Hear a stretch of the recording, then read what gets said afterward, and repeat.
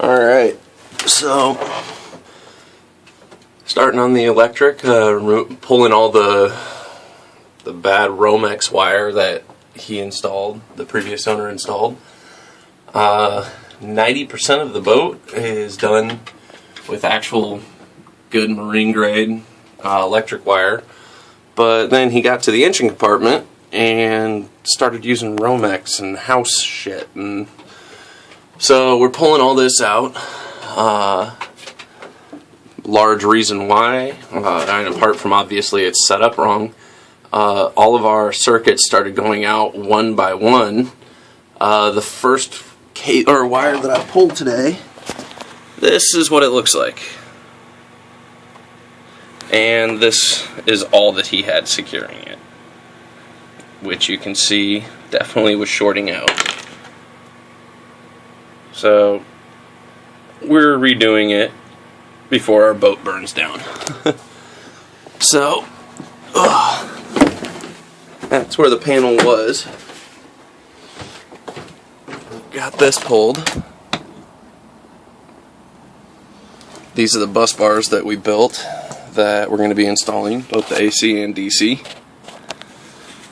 Turned out pretty nice. I'm happy with them. There's Cody Dog helping me. He's such a good helper. So, working on getting everything out still. But look at that. That's not good. Jesus. And this is why we're rewiring. Alright, so got everything pulled. This switch was here, and the way the previous owner had this is what actually switched on the DC power. This is where the main DC circuit breaker was. This here was a little DC plug-in, and then right there was the switch for the hot water heater. So now that we got everything out, also had the shore power line, which, just Romex, so should not have had that. And then that was the breaker box and the twisted, rat-nested things arcing against each other, causing it to look like that.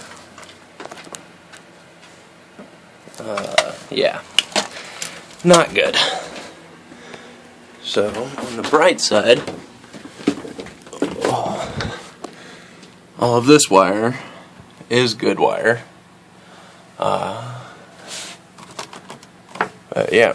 So it'll be nice having power in here again once we're done. So we have the new stainless steel shore power connector that we're going to be hooking up. We're actually not mounting that yet. We're going to mount that once we actually build the coamings and enclose the cockpit.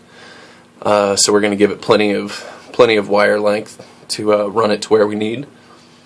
So for now, we'll still just have the shore power cord coming through the porthole. So taking that bus bar off also, and we'll be installing our 2 new bus bars. So something else, while we're coming through and I'm taking off this bus bar, you'll notice half of the terminals are ring terminals and the other half are horseshoe terminals. These probably aren't the correct names for them, but you only want the ring terminals on a boat.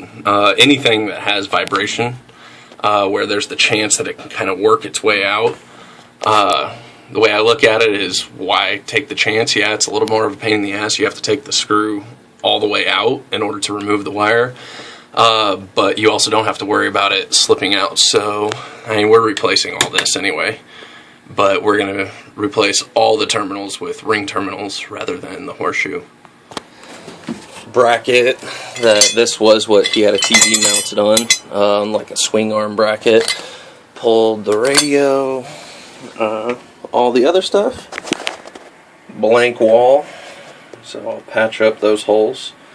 But, so the little switch for the water heater, the switch for to switch for the DC, and then the very antiquated panel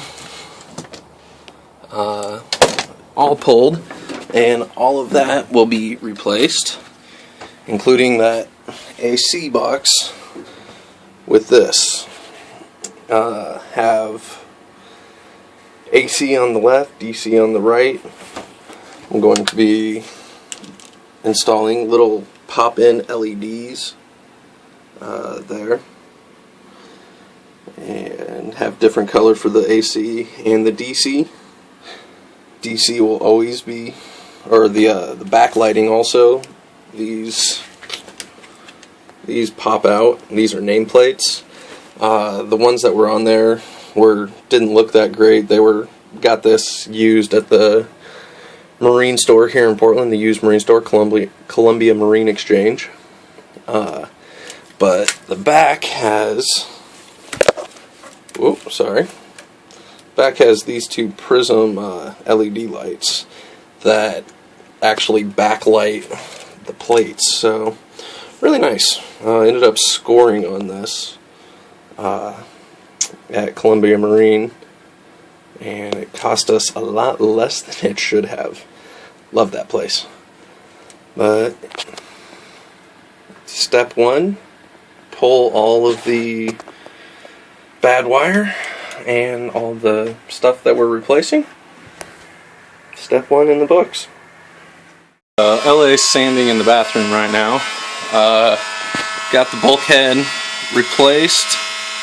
Now we're going to be doing the teak. For right now though, we're going to cut out where the actual panel is going to go. So I made this template, and you'll see we're going to recess the panel. So made this template so the panel will actually screw in from the back of that bulkhead, so these toggles sit flush with the wall. And then we're going to build a Lexan cover so that way it sits flush against this wall, and so when you're leaning against it, there's no way you can hit the switches. So cut out this little template that will sit in just like that, or close to, and I'm going to temporarily mount that on the wall and then use that as my template to cut out my hole.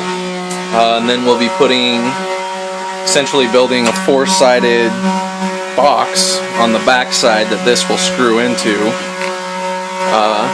So yeah, coming together. Alright, finally got the panel installed. All of these we'll be replacing, and there's LED behind both of these that fully backlight. Yeah, I got it mounted. We'll have a Lexan plate on here with a cutout that you'll be able to reach through and flip on and off. So that way you can lean up against that, since the settee's right here, and we're actually going to be doing a 180 of this settee and build it out this way, and remove this, and have a TV over here and then cabinetry there. So that's why we want it flush, so that way we can actually sit against it and not flip any switches on accident. LA is looking at the specs for the Force 10. Which one are we getting? We're getting the 4-burner standard. 4-burner standard? Does it fit? Yes, apparently, according to your measurements. Yeah, so we're screwed. Alright.